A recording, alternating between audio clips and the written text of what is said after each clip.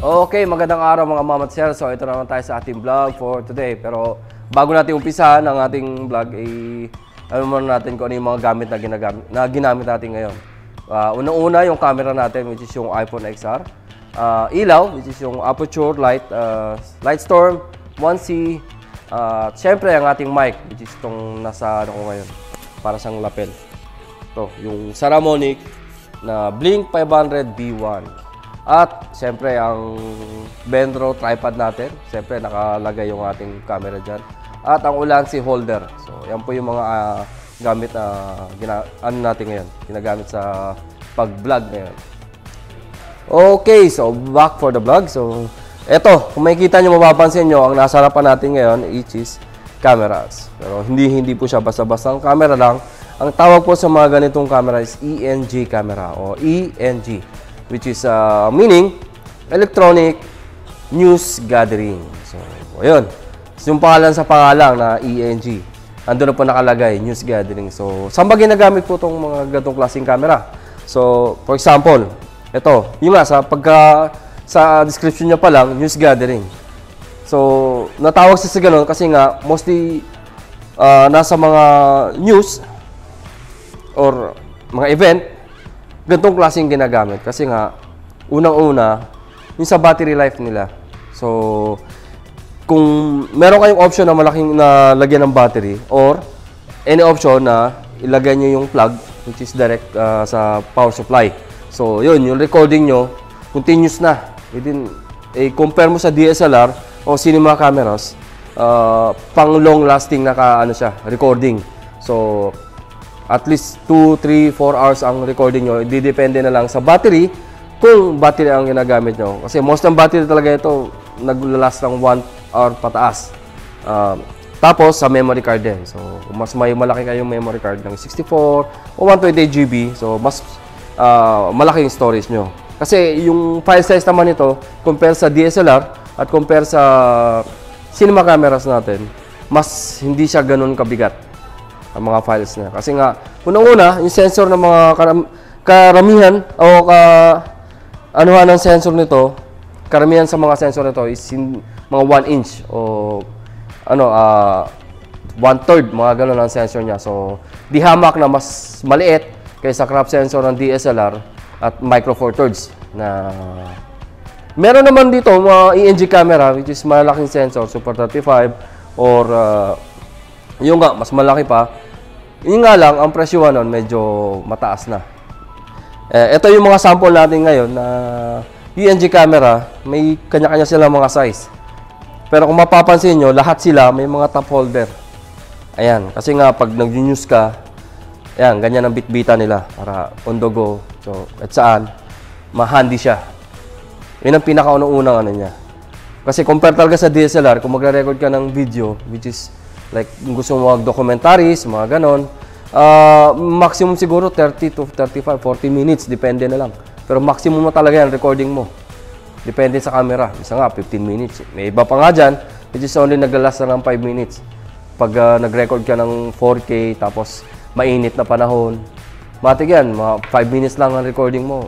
Shutdown ka agad yan. Kasi nga, yung sensor nila malalaki, tapos mabilis uminit. So, yun ang mga isa sa dahilan kung bakit yung mga ENG camera is maliliit yung mga sensor nila. Pero sa quality naman ng video, panalo rin ang quality ng video ng mga meron tayong mga 4K resolution, meron 1080p, merong depende, may slow motion din. Karamihan sa mga camera na ENG cameras. So, ayun, meron tayo ditong ngayon, meron kami dito sa harapan puro Canon, pero meron din kami Sony. Meron kaming available na Sony na ENG camera. So, ngayon kasi may mag-vlog ngayon na na local na i-vlog na yung tukol sa mga Canon ENG camera. Kaya ito, total na prepare naman nila. So, paliwanag lang natin kung bakit meron pa rin mga videographers or video enthusiasts na gumagamit ng ENG camera. Unang-una nga, yung battery life niya. So, mas matagal ang recording time niya. Compare mo sa DSLR at saka sa cine cameras. Yun, battery life. Pangalawa, recording time. Kasi, yun nga, sa recording time, mas mataas din siya. Compare mo sa mga DSLR at saka sa, yun nga, kasi nga, sa litang sensor, hindi naman salit, yung nga, maliit yung sensor nila, so prone sila na mag-overheat, kumbaga. So, hindi sila nag-overheat. Kaya, mga newscaster, mas gugustuhin nilang dalhin yung mga ganitong klaseng camera. Kasi nga, una-una, hindi lang siyang handy dalhin, hindi lang handy bitbitin. Yung battery life niya, at saka yung, yung recording time. So, pwede ka mag-record, depende na sa battery at sa, may mga sizes kasi ng battery yan eh. So, kung mas malaki yung battery mo, kahit 3 o 4 na oras ka mag-record dyan, continuously, kung meron ka ng mabigat na memory card, which is 128 to 56 GB, so, ayun. Kaya mostly ng mga newscaster o yung mga documentaries natin, ganito ang ginagamit nila. Karamihan. Pero siguro yung sa malaking production, yun yung gumagamit ng mga cine camera, which is yung, for example lang, yung Canon C200 natin, Canon C300, Sony FS5, FS7 Mark II. Yun yung mga ang kaibahan pala ng ENG tsaka ng cinema camera. Ang ENG camera, karamihan makikita mo o halos lahat fix ang lens. Gaya niyan. Mga fix ang lens ng mga to. Fix lens, yan. Mga fix ang lens niya. Sa mga cinema camera, wala po siyang lens. Kaya tinawag siyang cine camera, cine lens, so cine style. Yung ikaw na maglalagay ng mga lente, which is yung nababagay sa kanya, yung mga cine lens. At ayun, gusto nyong ibabaan yung aperture. Kasi karamihan nito, ang aperture na to, 2.8, pataas, 4.5. Kasi may zoom siya. Lahat yan, lahat ng EJ camera may zooming po. Kaya mapapansin nyo dito sa may holder banda, nandyan yung mga zoom. Gaganyan lang nila, isa-zoom nila. Yung nga lang, pag nagsuzoom ka, didilim na yung video mo. Kaya yung iba, merong tinatawag na gain. So, yun. O sa DSLR, yung ISO. Ito yun yung gain. Kung gusto nyo madilim, gusto nyo patasan, yung nga lang, magkakos din siya ng grain. Pero, yun. Kung sa labas naman, o documentary sa labas, kaya mostly ng mga videographers o yung mga sa newscaster, meron din silang malit na ilaw. Gumagamit sila ng malit na ilaw, especially kung mag-i-interview kayo ng gabi. So, ayun, wala kayong source of light. Ito yung ginagamit nila. Naglalagay din sila ng mga ilaw. At kung mapapansin nyo, lahat ng ENG camera, merong XLR. Kung hindi man lang XLR dito, meron silang 3.5. Pero mostly XLR kasi nga, mostly kung mapapansin nyo sa mga newscaster, meron silang hand mic, yung newscaster, yung pag nag-i-interview sila. Yung mic na yon, mostly ang klase ng mic na yun is XLR type na mic, which is ito yun. Dito na i-input. Either dalawa ang mic nila, pwedeng mag-record ka sabay. Ito nga, input 1 and input 2. Yung 1, lagay mo yung XLR camera na may handheld na mic. At yung isa, pwede mo rin igawing boom, which is ilagay dito yung mic. So, you have 2 source na ng microphone. Ano pa ba? Meron, karamihan din sa mga ENG camera, meron din mga built-in microphone. Yan po. So, kung makalimutan yung wala kayong microphone, meron na siyang built-in microphone. At, syempre, yung LCD screen. Gaya nito. Yan. Mapapansin yung mga flip-palm screen. Yan, sa taas. Ito ata eh. Ito, monitor. Ano ba to? Yun! O, di ba? Yan, ang monitor niya. Tinatago ba? Ito yung bagong model ng Canon which is yung Canon, ayun, XF705 4K recording. So, yun po. Ano po mga kaibahan nila? Ay, mostly talaga, puro SD card ang na ngayon, ang mga memories. Di kagaya dati, yung may malit pang CD. Yung mga ganun pa dati sa Sony, na tatanda ko ngayon Wala ko, meron pa ngayon. Pero ngayon, lahat SD card na lang. So, mas madali siyang hanapin. Yung, mapapansin nyo lahat, may zoom yan. Zoom, focus, pwede nyong palitan. Yan, lahat na sila may XLR. Puro XLR. XLR. Ang XLR nito, malamang nandito.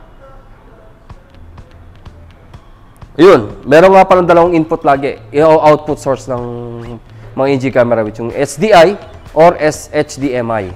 So sa maliliit na mga ganito, mostly HDMI ang output source niya. Kung gusto nyo ilagay, panoorin sa television, HDMI source. Yung iba naman na malalaki, lalo pag 4K, SDI. O yung tinatawag lang parang PNC ba yun? PNC. Yun, SDI. Dito. So, yun po. Okay, so i-recap lang po natin. Again, ito po yung ating product for ngayon. Yun po yung ENG cameras natin. So, meron tayong for Sony, for Canon, at ano pang meron tayo dyan? I think Panasonic meron din kami. ENG camera. So, again, sino po ba mga gumagamit ito? Hindi, kasi ang meaning ENG is electronic news gathering. Pero hindi lang po siya talaga pang news or something. O pang reporting. Karamihan ng gumagamit din ito, which is yung nasa field ng mga wedding videographers, mga documentaries, o kahit na yung personal. Kahit mga vloggers, pwede rin gumamit nito kasi nga unang-una, 15 screen niya. May built-in microphone. Pwede kang magganyan-ganyan. Yung nga lang, medyo ano din siya, yung size. Malaki din yung size niya, file size niya.